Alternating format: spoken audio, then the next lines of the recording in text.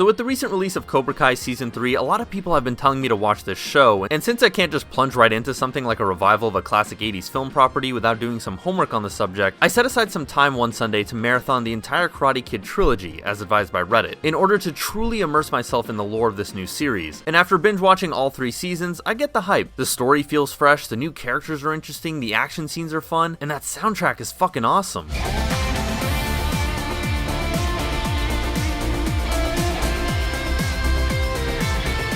But what I really want to talk about in this video is something that Cobra Kai does so well that I think other reboots should learn from.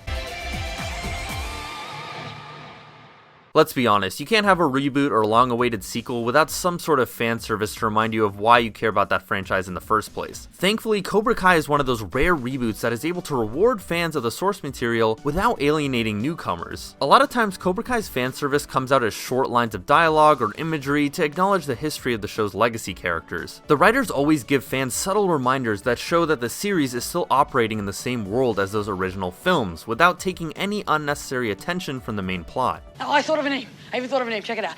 Mr. Miyagi's Little Trees. Simple, direct, catchy. I'm telling you, it doesn't look it now, but this place is a gold mine. Just don't try to lure him into opening his own bonsai tree store. You know how that goes. No. Mr. Miyagi's Little Trees was a solid business plan. We just ran into some bad luck. One of my favorites is in this scene where Johnny is trying to get the All Valley Committee to lift a tournament ban off Cobra Kai. And unsportsmanlike conduct shown by senseis Terry Silver, John Kreese, and their student Mike Barnes. Mr. Lawrence, what is your relationship to this Terry Silver? Ma'am, I have no idea who that even is. The fan service here is a mention of the final tournament scene in Karate Kid Part 3 and its main villain, Terry Silver. Sure, it's a nice nod to reward fans of the movies, but what's clever about this dialogue is that the reference is actually purposeful, showing that the lasting consequences of the older movies could still affect the characters in this series. They're told everything they need to know about the tournament in a few lines of dialogue so that they can understand its relevance to the scene. In contrast, think back to Star Trek Into Darkness. Remember when the villain revealed himself as Khan? My name is Khan.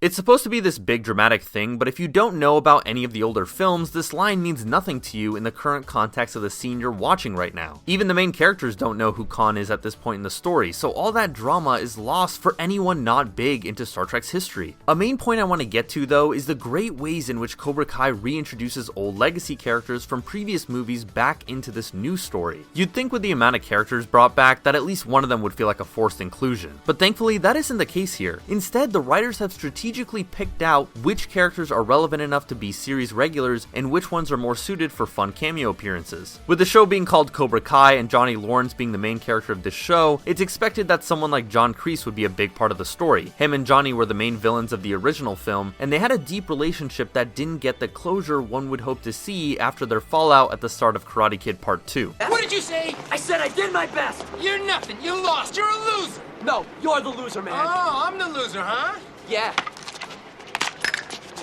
Now who's a loser? But then there are characters like Ali, Chosen, and Johnny's old high school friends who don't really need to be regular players in the main storyline. But since this is a big Karate Kid reunion, I'm sure that the writers felt that it would be a crime to rob fans of seeing where these old characters ended up after their last film appearances. Yes, this is definitely fan service, but it's the best kind of fan service. Their inclusions, although brief, actually impact the main storyline, and most importantly, the decisions our main characters make. And in some ways, they even add more meat to those old characters, kinda like the writers are giving them a do-over to make them more interesting people. Chosen, a mostly one-note villain from Karate Kid 2, is now this super wise dude who teaches Daniel a secret technique that ends up saving his life later in that season. Ali from the first movie helps Johnny and Daniel realize that they're more similar than they think, and is a part of why they finally team up at the end of season 3. The amount of care that goes into how this series marries the old and new sides to this franchise is just so satisfying. It lets the new characters take center stage without totally forgetting about the legacy that came before them. Again, to contrast, remember when Star Wars brought back old characters like Lando and Palpatine and Rise of Skywalker for no real reason other than to appease fans?